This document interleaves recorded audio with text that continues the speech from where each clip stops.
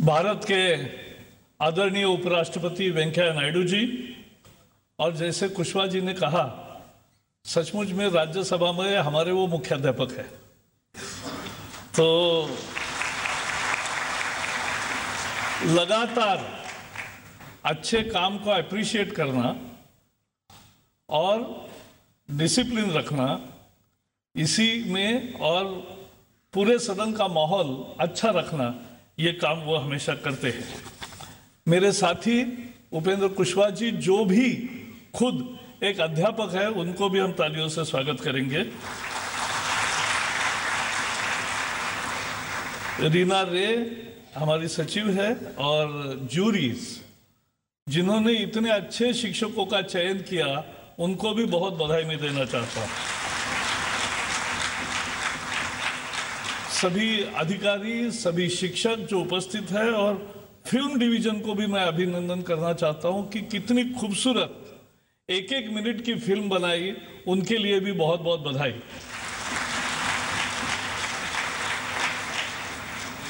शिक्षक दिन पर शिक्षकों को पुरस्कार पहले भी मिलते थे, आज भी मिलते हैं, लेकिन अब फर्क हुआ है।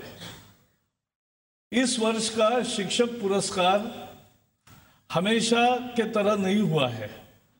हमेशा भी शिक्षकों के नामों की सिफारिश राज्यों से आती थी और उसको हम सम्मानित करते थे। तो इस बार हमने थोड़ा बदल किया कि जिन्होंने नवाचार किया है, वो नवाचार किया है, उनको अवसर देंगे। जैसे प्रधानमंत्री नरेंद्र मोदी जी ने पद्म पुरस्कार में पहल की, वैसे ही हमने तय किया कि कुछ नया करेंगे, सोचेंगे। और पहले ही अपील में 6,500 टीचर्स ने हमने अपने किए हुए अच्छे कामों को दिखाया, प्रदर्शित किया, ऑनलाइन सबमिट किया। और सबमिट करने के बाद उनका जिला स्तर पे कमेटी के सामने वो गए, वहां 3-3 शिक्षक चुने गए हर जिले से। फिर राज्य समिति के सामने गए, राज्यों में उनके 6-6 बड़े राज्यों में और छोटे राज्यों में 3 ऐसे लोगों की सिफारिश आई। 150 ऐसे शिक्षकों के नाम हमारे पास आए। जूरी ने सब 150 लोगों के क्या क्या काम करते हैं वो देखा और उसमें से 45 लोगों को चुना है। और इसलिए एक बहुत अच्छी पहल है, इसका सबने स्वागत किया है।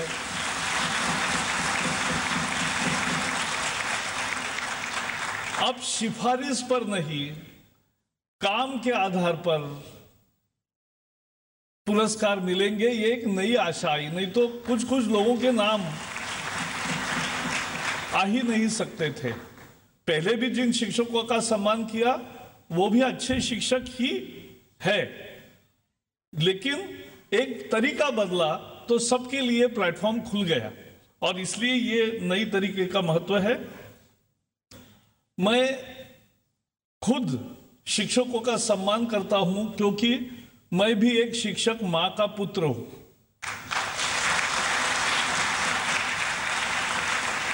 मेरी मां जिला परिषद में जिंदगी भर पढ़ाई और एक बार शिक्षक होता है तो वो जिंदगी भर, पिछले साल उनका देहांत हुआ, तब तक वो घर में भी पढ़ाती थी बच्चों को, हर एक को, और रोज बहुत पाठ सारे करती थी और नए नए डिजाइन निकालती थी।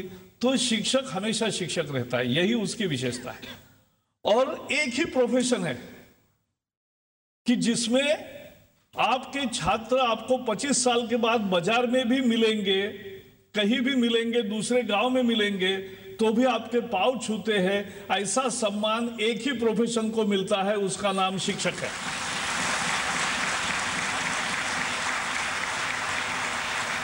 क्योंकि माँ बाप के बाद, घर के बाद अगर कोई अपने जीवन को दिशा देता है तो वो शिक्षक देता है। और देखा हमने कैसे शिक्षकों ने रुचि लाई।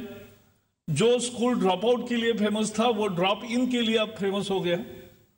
जो स्कूल कुछ भी नहीं था, वहां समाज के योगदान से, शिक्षकों की पहल से उनको लाया। मैंने कल शिक्षकों से संवाद किया, कल प्रधानमंत्री जी ने भी इन सभी शिक्षकों से संवाद किया, बहुत अच्छा रहा। और उसमें मैंने कहा, एक बार पूछा कि आप ऐसा सब करते हो तो बाकी लोग क्या कहते हैं, क्या कहते होंगे आपको? तो ये कहते होंगे कि ये क्या इसको सूझा है, ये क्या करता रहता है। लेकिन ये भी एक अच्छा काम होता है जिसका भी प्रचार होता है, और इसके कारण आपके साथी भी होंगे कि जिन्होंने आपके स्कूल अच्छा बनाने में मदद किया, उनको भी मैं यहां से बधाई देना चाहता हूं।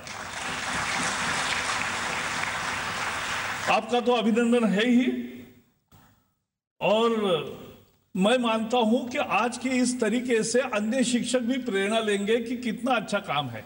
ये जो फिल्म्स बने हैं वो हम हमारे एचआरडी के वेबसाइट पर रखेंगे। सब आप लोग भी उसको एक्सेस करके अपने ट्विटर पे, अपने फेसबुक पे दिखाइए, ताकि सब लोगों में प्रचार हो। नहीं तो स्कूल, यानी अब सरकारी स्कूलों में कोई अर्थ नहीं, इसमें से 5 छोड़ के सभी सरकारी स्कूल है, ये मैं बताना चाहता हूं, और इसका मुझे अभिनंदन। मेरे मन में सरकारी स्कूल और प्राइवेट स्कूल या दूसरे स्कूल ऐसा भेद नहीं होता है। सभी शिक्षा का काम करते हैं, सबका आदर है। लेकिन हमारा काम है कि अगर सरकार इतना खर्चा करती है तो सरकारी स्कूलों का दर्जा बदले। और इसलिए जैसे प्रधानमंत्री जी ने नारा दिया, सबका साथ सबका विकास, हमने भी हमारा नारा तय किया, सबको शिक्षा, अच्छी शिक्षा, और उस दिशा में हम प्रयास कर रहे। एक बड़ी कमी थी कि सर्व शिक्षा अभियान में बहुत लोग 12वीं के बाद ही शिक्षक बन गए, उनको डिप्लोमा इन एजुकेशन नहीं था। वो डिप्लोमा इन एजुकेशन की 10 साल से, राइट टू एजुकेशन आने के बाद 10 साल हो गए लगभग, लेकिन 10 साल में वो 14-15 लाख शिक्षक जो डीएलएड नहीं हुए थे, उनका डीएलएड आज तक नहीं हुआ था। फिर हमने एक प्रस्ताव किया, कैबिनेट ने निर्णय किया, 2 साल का एक्सटेंशन दिया, लेकिन उसी के साथ सभी शिक्षकों को अपील किया कि ये लास्ट है एक्सटेंशन, इसके बाद न पड़े हैं तो प्रॉब्लम होगा आपको। और इसलिए सबने, और अपील भी की, सबके पास पहुंचे और एक नया टेक्निक भी दिया। टेक्नोलॉजी ये थी कि स्वयं पे, क्योंकि डीएलएड करे कहा, इतने विद्यालय नहीं थे, लेकिन अब हमने स्वयं पे एक ऑनलाइन कोर्स शुरू किया, और वो टीवी पर भी, डिश टीवी के माध्यम से, दूरदर्शन के डिश टीवी के माध्यम से 32 एजुकेशनल चैनल्स है, उसमें 5 चैनल शिक्षकों के प्रशिक्षण के लिए रखे। और उसके कारण आज मुझे खुशी है कि 14,50,000 शिक्षकों ने रजिस्ट्रेशन भी किया, अध्ययन भी कर रहे, और सफलता से पहली परीक्षा पास भी हुए हैं बहुत लोग उसमें से। ये इतने बड़े पैमाने पर एक साथ शिक्षकों का प्रशिक्षण आज तक दुनिया में कभी नहीं हुआ है, यह भी एक भारत का रिकॉर्ड है, ये मैं कहना चाहता हूं। तो 14 लाख शिक्षक आज पढ़ रहे हैं, और मार्च 19 में उनकी अंतिम परीक्षा होगी, और उसके बाद वो प्रशिक्षित होंगे, तो छात्रों को ही अच्छा मिलेगा। क्योंकि मैंने देखे कुछ लेक्चर भी है, मटेरियल भी है, ट्यूटोरियल भी है, सप्ताह 2 सप्ताह में इकट्ठा आते हैं 100 टीचर्स, और वो आपस में भी चर्चा करते हैं, उनको गाइडेंस भी होता है, और परीक्षा भी है, और सर्टिफिकेशन भी है। तो ये टेक्नोलॉजी का उपयोग करके हमने ये काम शुरू किया। अब दूसरे भी 2 पहल है। दीक्षा एक नया आईटी प्लेटफॉर्म बनाया है, यह आपके लिए है, शिक्षकों के लिए है। आप जाइए दीक्षा में और देखिए, आप अगर अच्छा एक पाठ पढ़ाते हो और आपको लगता है कि ये मेरा पाठ सचमुच में लोगों ने देखना चाहिए, तो उसको रिकॉर्ड करिए, उस पर डालिए। आप यहां दिल्ली में अगर रिकॉर्ड करते हो तो हिमाचल में भी कोई उसको देखेगा, शिक्षक उसको दिखाएंगे, तमिलनाडु में भी दिखाएंगे। और अभी हमने देखा तमिलनाडु का एक शिक्षक नागालैंड में जाकर 28 साल नागालैंड में हो गया। यही तो भारत की विशेषता है। और इसलिए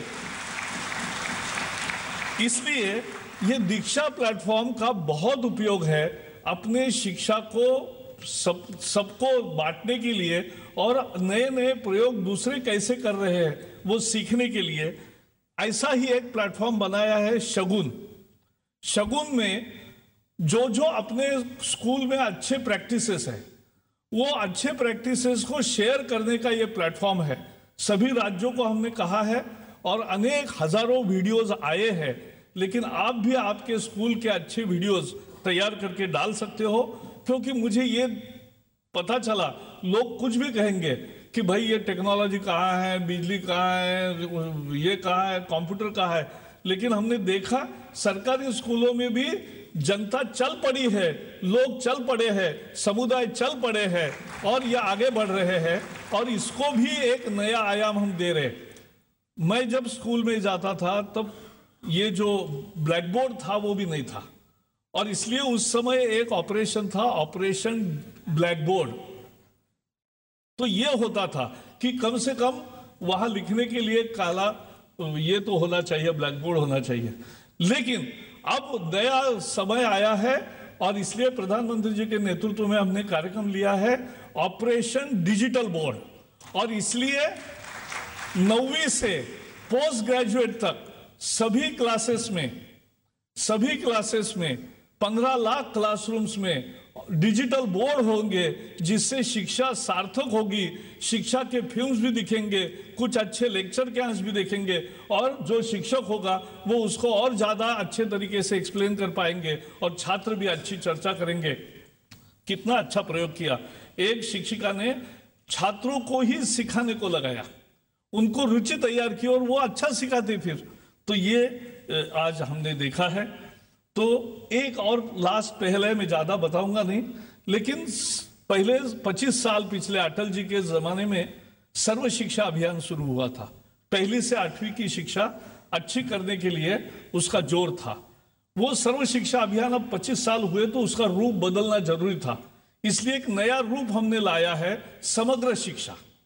और समग्र शिक्षा में प्री स्कूल से, क्योंकि सिक्किम ने एक बड़ी पहल की, सभी समाज को अभी लोअर केजी अपर केजी का बहुत ये है कि मेरा बच्चा 3 साल से ही स्कूल में जाना चाहिए, तो इसलिए उन्होंने प्री स्कूल भी शुरू किए जो सरकारी स्कूलों से जोड़ दिए आंगनवाड़ी और उसको प्री स्कूल में परिवर्तन किया।